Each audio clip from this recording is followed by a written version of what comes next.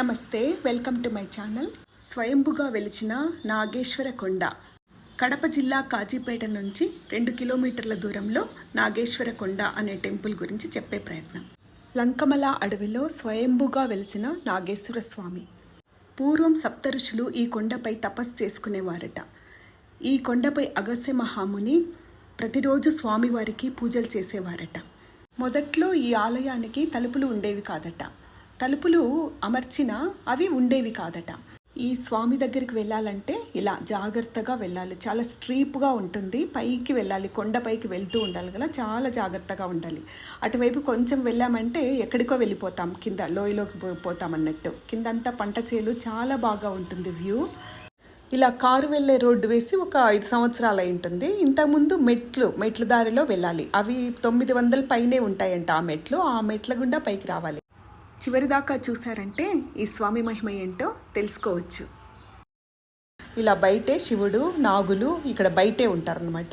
ఇక్కడ మనం దీపం పెట్టేసుకొని, కార్తీక దీపం పెట్టేసుకొని, అంటే 360 ఒత్తులు పెట్టేసుకొని మనం పూజ చేసుకొని ఆ తర్వాత ఇలా లోపలికి వెళ్ళి పూజ చేసుకోవచ్చు. అర్చన అవి లోపల చేసుకోవచ్చు. అర్చన కానీ లేకపోతే అభిషేకము అలాంటివన్నీ లోపల చేసుకుంటాం. బయట నాగులకు టెంకాయ కొట్టేసి లోపల పూజ చేసుకోవచ్చు. ఇలా శివుడు, పక్కన వినాయకుడు, కొంచెం ముందుకొస్తే ఇక్కడ భస్మేశ్వర స్వామి, ఇక్కడ అమ్మవారు పార్వతీదేవి ప్రతిరూపం. ఇది గుడి ముందు శివుడు, నాగులు ఉంటారనమాట. ఈ గుడి ముందు తలుపులు ఉండవు.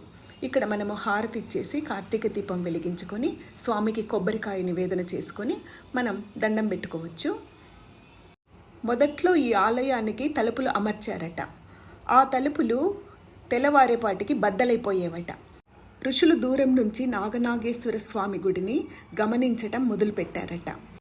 ఒక జాము రాత్రి ఓంకారం చేస్తూ నాగస్వరంతో తాండవం చేస్తూ పరమశివుడు తలుపులు బద్దలు కొట్టుకొని వచ్చి మాయమయ్యారట.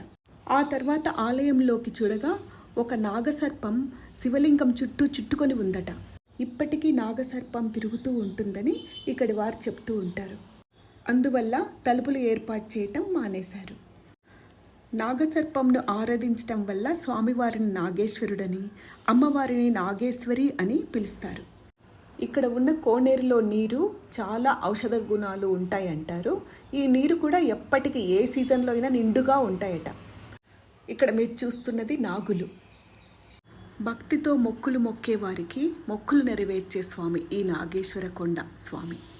సంతానం లేక పిల్లల కోసం తప్పించే వారికి తప్పక నెరవేరుతుంది ఆ మొక్కుని ఇక్కడి వారు చెప్తూ ఉన్నారు. ఇది మెట్ల దారి.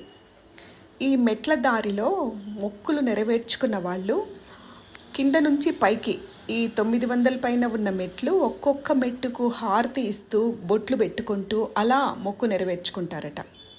ఈ స్వామిని నమ్మి భక్తితో మనము మొక్కామంటే ఆ మొక్కు తప్పక నెరవేరుతుందని ఇక్కడి వారు చెప్తూ ఉంటారు. మేము ఇప్పుడు పూజ చేసుకొని కిందకి వెళ్తూ ఉన్నాము. ఇలా ఉంటుంది కిందకి వెళ్ళే దారి. కిందకు దిగుతూనే కాశీనాయన ఆశ్రమం ఉంటుంది. అక్కడ అన్నదానాలు ఉంటాయి. ఆ తర్వాత ఇలా పల్లె, పాడి పశువులతో పచ్చదనంతో ఈ పల్లెలు కూడా బాగున్నాయి. ఇది మెట్లపై మొక్కు నెరవేరిన వాళ్ళు చేసుకున్న పూజ. ఈ కొండపై మనకు తెలియని మెడిసినల్ ట్రీస్ చాలా ఉన్నాయట. Thank you for watching.